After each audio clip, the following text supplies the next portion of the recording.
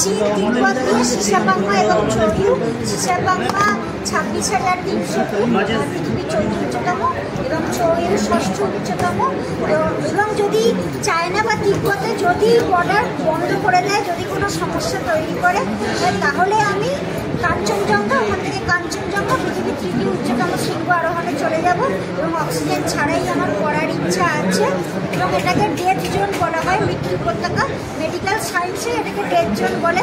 Oxygen এত কম এবং ঠান্ডা এত বেশি, কিন্তু আমি সেখানেই অক্সিজেন ছাড়া যাব, কারণ আমার 97-98 অক্সিজেন লেভেল থাকে, অন্যদের যেখানে 50-60তে অক্সিজেন লেভেল চলে যায়।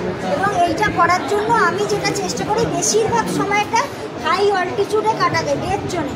অন্যান্য পর্বতারোহীরা কী করে, তারা উপরে গিয়ে আবার নিচে চলে আসে, নিচে এসে রেস্ট নিয়ে আবার তারা উপরে ওঠে, কিন্তু আমি নিচে এসে কখনো রেস্ট নিই না। আমি যত পারি হাই অল্টিটিউডে ওপরের ক্যাম্পগুলোতে বেশি করে কাটানোর চেষ্টা করি, যাতে আমার বডিটা ওই উচ্চতার সাথে অ্যাক্লিমাটাইজ করা বলে, হাইটের সাথে শরীর মানিয়ে নেওয়া, সেটা আমার হয়ে যায়। তো আমার হৃৎপিণ্ড, লাংস সেইভাবেই তৈরি হয়ে গেছে। 5-6 বছর বয়স থেকে আমি হিমালয়াতে যাচ্ছি এবং সবাইকার আশীর্বাদ, ভালোবাসার সাপোর্ট আমি চাই।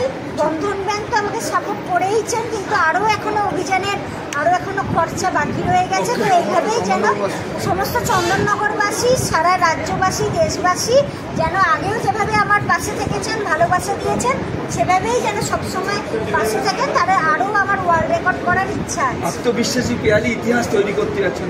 একদমই আমার ইচ্ছাই যে যেমন আমাদের দেশে পর্বতারোহণটা সেইভাবে এখনো প্রচার পায় না, কিন্তু মিডিয়া অনেক সাপোর্ট করেছে, প্রচার করছে। আমি চাই ক্রিকেটের মতো যেন পর্বতারোহণও বিশাল প্রচার পাক এবং পৃথিবীর ইতিহাসে আমি যেন আমাদের দেশের নাম একদম 1 নম্বরে রাখতে পারি।